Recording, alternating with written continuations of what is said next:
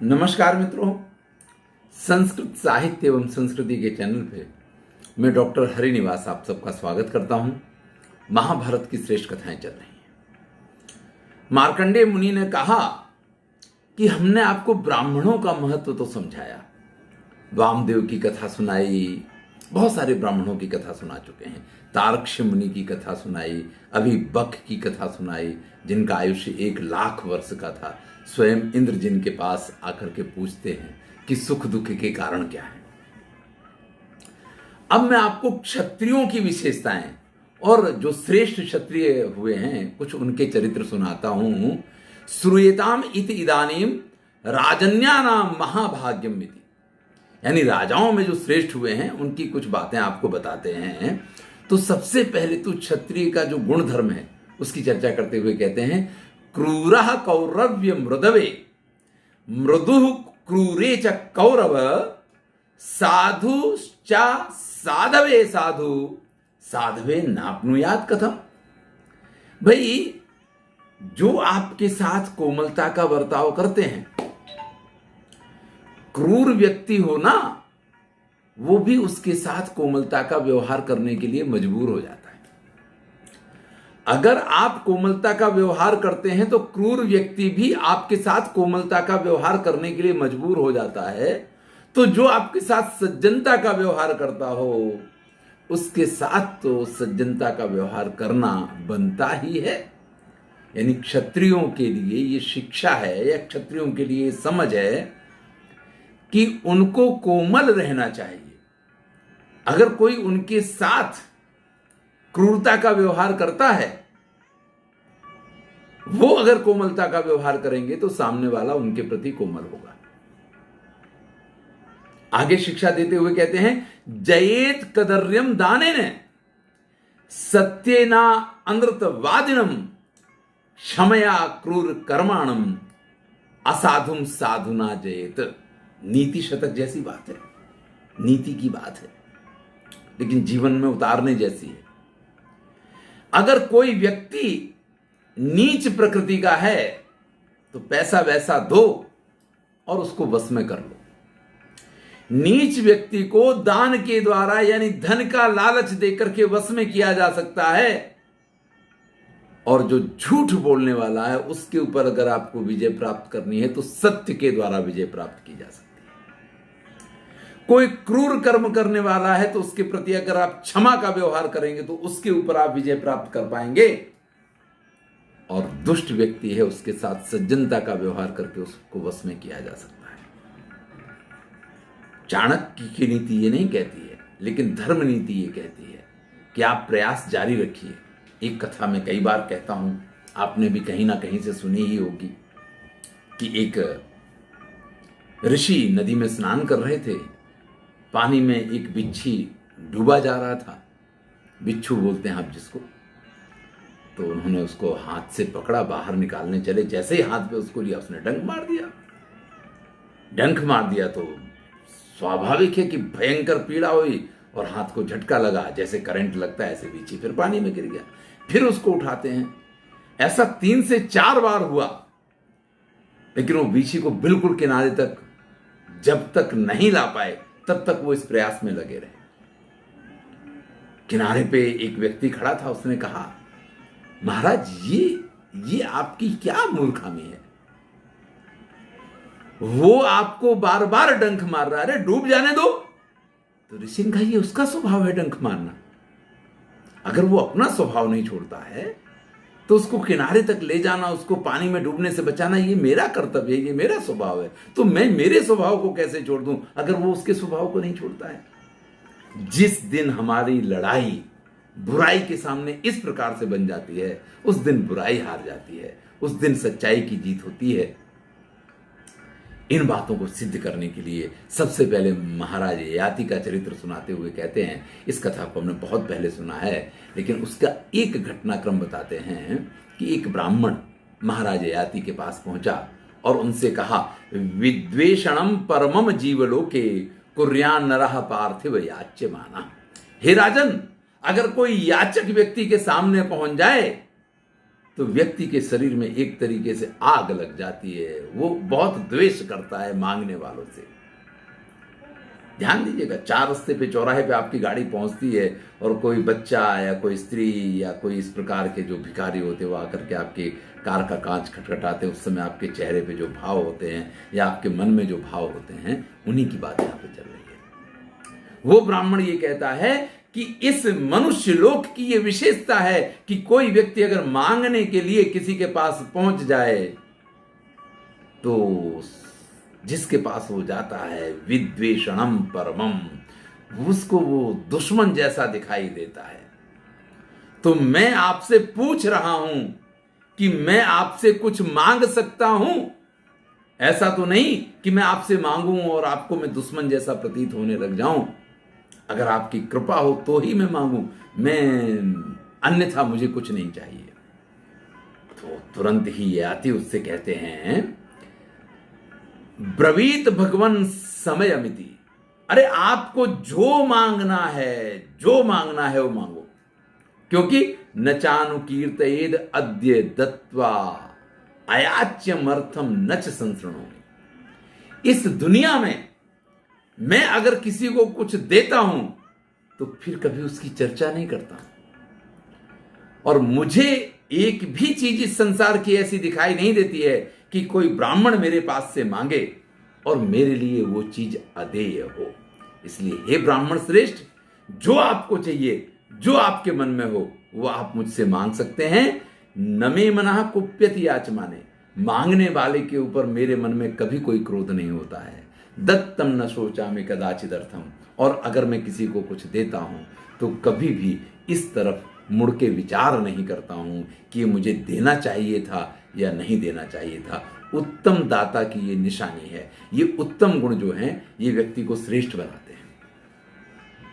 तो इस प्रकार से उस ब्राह्मण ने जो मांगा उसको वो महाराज ययाति ने दिया।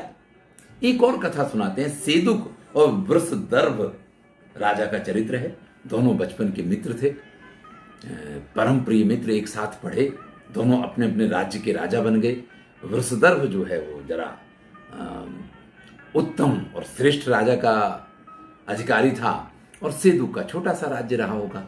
एक दिन की बात है कि सेदुक के यहां एक विद्याध्ययन किया हुआ ब्राह्मण आकर के पहुंच जाता है और उनसे कहता है कि मुझे जो है ब्राह्मणा कश्चिद वेदाध्ययन संपन्न आशीषम दत्वा गुरुवर्थी भिक्षितवान।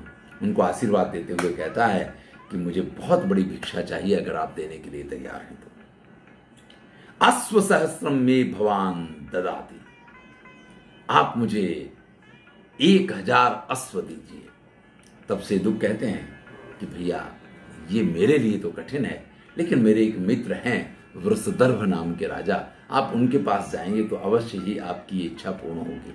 सेदुक ये अच्छी तरीके से जानते थे कि वृषदर्भ का ये नियम है कि जो भी ब्राह्मण उनके पास जाएगा वो किसी भी ब्राह्मण को कोई चीज नहीं दिया करते, या सोना या चांदी, बस यही दान में देते थे कि ब्राह्मण को चाहिए तो सोना चांदी से उसको लाद दो, जिससे कि बस उसको जो चाहिए वो अपनी इच्छा से ले। जब आप किसी को कोई वस्तु देते हैं, वो वस्तु उसको अच्छी लगे ना लगे, उसको वो वस्तु रखनी पड़ती है। अगर आप उसको सोना चांदी दे रहे हैं तो उसको जो चाहिए होगा वो उससे ले सकता है। तो उनका ये मानना था। अब जब वृषदर्भ के पास वो ब्राह्मण पहुंचा जाके और अश्व सहस्त्रम याचत, और 1000 घोड़ाओं की उसने मांग की, तो उनका तो ये नियम था कि सोना चांदी तो वो दे सकते हैं, लेकिन घोड़े वो नहीं दिया करते, या अन्य किसी चीज का कभी उन्होंने दान ही नहीं किया था किसी को। तो उनको थोड़ा सा अलग सा एहसास हुआ कि आज तक मैंने किसी को जब कोई चीज नहीं दी है और कोई मेरे पास से 1000 घोड़े मांग रहा है, तो ये बड़ा ही मेरे व्रत का खंडन हो इस प्रकार की ये याचना है। थोड़ा क्रोध भी आया। उन्होंने पूछा ब्राह्मण से कि आप कहां से आए हो? तो ब्राह्मण ने बताया कि सेदुकेन प्रेषितो भिक्षितुम आगता, आपके मित्र हैं सेदुक, उन्होंने मुझे आपके पास भेजा है और उन्हीं के कहने से मैं आपके पास आया हूं। अब वृषदर्भ ये जानते हैं कि सेदुक को पता है कि मैं कभी किसी को कोई वस्तु दान में नहीं देता हूं, मैं सोना और चांदी ही दान में दिया करता हूं। क्या किया जाए? तो राजा ये निर्णय करता है कि हे ब्राह्मण श्रेष्ठ, मैं आपको, चूंकि आप हमारे यहां आए हैं, मैं कभी किसी को दान में कोई वस्तु नहीं देता हूं, मैं सिर्फ सुवर्ण और रजत देता हूं। आपको मैं दैवसिकाम उत्पत्तिम प्रादात, मेरी एक दिन की जो भी आवक है इस राज्य की, वो पूरी आय मैं आपको प्रदान करता हूं। अधिकस्या अश्व सहस्रस्य, इससे आप 1000 नहीं उससे भी अधिक घोड़े खरीद सकते हैं। मूल्य मेवा ददादिति, इस प्रकार से मैं वो मूल्य आपको प्रदान कर रहा हूं। तो क्षत्रिय राजा ऐसे ऐसे हुए जिन्होंने अपने नियमों को, अपने धर्मों को इस प्रकार से बना के रखा कि जीवन में कभी भी अगर वो किसी के काम आ जाएं। इसी संदर्भ में महाराज शिवी की कथा आप सभी लोग जानते हैं, पहले भी हम औसीनर के रूप में इनकी कथा सुन चुके हैं, क्योंकि ये उनके पुत्र थे। ये कथा हम सुन चुके हैं कि किस प्रकार से अग्निदेव कबूतर का वेश धारण करके और इंद्र जो हैं वो बाज का वेश धारण करके इनके यहाँ पहुँच जाते हैं। कबूतर उड़ता उड़ता इनकी गोद में जाकर के बैठ जाता है और इनसे कहता है कि आप हमारे प्राणों की रक्षा कीजिए, मैं आपकी शरण में आया हूँ। और दूसरी तरफ जो इंद्रबाज के रूप में आया है वो बैठ के कहता है राजा से कि राजन, ये मेरा शिकार है, इसको मुझे दे दो। तब राजा कहता है कि शरण में आए हुए व्यक्ति को तो नहीं दिया जा सकता है, आपको चाहिए तो इसके बदले में जो जितना जिसका मांस चाहिए, जो कुछ आपको खाना है वो आपको दिया जा सकता है। वो कहता है कि नहीं साहब, हमारा तो यही शिकार है और जो शिकार मेरा है, अगर मैं भूखा हूं तो आप उसको रोक नहीं सकते हैं। इससे अगर आप मेरा भोजन मुझे नहीं देंगे तो मेरी मृत्यु होगी, मेरी मृत्यु होगी तो मेरी परिवार, पत्नी, बच्चे, और पूरी बहुत बड़ी कथा हम पहले देख चुके हैं इस कथा को। अगर आप 10-20 वीडियो पीछे जाएंगे तो अभी ही इसी वन पर्व में इनकी कथा आई है, उस कथा की यहाँ पुनरावृत्ति होती है। तब राजा शिवी कहते हैं कि भाई मैं इसके लिए तैयार हूँ कि आप जो मांगेंगे इस कबूतर के बदले में वो मैं आपको दूंगा। तो बाज के रूप में जो इंद्र थे उन्होंने कहा तो इसके बदले में आप अपना मांस दे दीजिए, अगर आपको ये कबूतर के प्राण बचाने ही है। तो सबसे पहले अपनी जांघ का मांस, क्योंकि सबसे ज़्यादा मांस व्यक्ति के शरीर में उसकी जंघा पे होता है, काट के रखते हैं।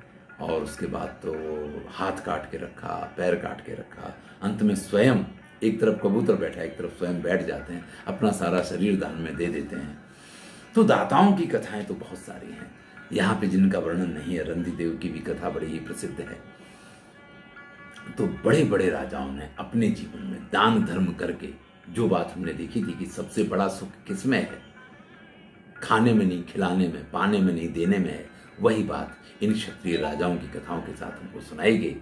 महाराज शिवी ने जिस प्रकार से उस कबूतर के प्राण बचाने के लिए अपने शरीर को दान में दे दिया, इसलिए बड़े ही प्रसिद्ध हुए। नारद मुनि इस पूरे जो कथा प्रसंग चल रहा है, हम जानते हैं कि नारद मुनि भी वहां आ गए थे, तो वो भी पूरा कथा प्रसंग सुन रहे थे जो मार्कंडेय मुनि सुना रहे हैं, जो शिवी की उन्होंने कथा सुनाई। तब वो कहते कि नहीं, शिवी तो बड़े ही महान थे। और इसके बाद नारद मुनि इनके चरित्र का जो वर्णन करते हैं, जो बखान करते हैं, उसको हम अगले वीडियो में देखेंगे। मैं हूँ डॉक्टर हरिनिवास और चैनल का नाम है संस्कृत साहित्य एवं संस्कृति। महाभारत की श्रेष्ठ कथाएं चल रही हैं, श्रेष्ठ कथाओं का आनंद लीजिए। अच्छा लगे तो मित्रों के साथ शेयर अवश्य कीजिए। अगर वीडियो आपको अच्छा लगता है, कमेंट करें ना करें, कम से कम उसको लाइक कीजिए। थोड़ा सा प्रोत्साहन मिलता है, काम करने का आनंद आता है। ये सारी कथाएं आप सुने। अगर आप बड़े हैं, आपके यहाँ बच्चे हैं, तो उन बच्चों को जरूर सुनाएं। आप ऐसा कर सकते हैं कि बैकग्राउंड में आपका वीडियो चलता रहे, जो बोला जा रहा, बच्चे खेलें, उनको खेलने दीजिए। तो ये सारी कथाएं उनको जीवन में बहुत बड़े संस्कार दे करके जाएंगी। धन्यवाद। मैं हूँ डॉक्टर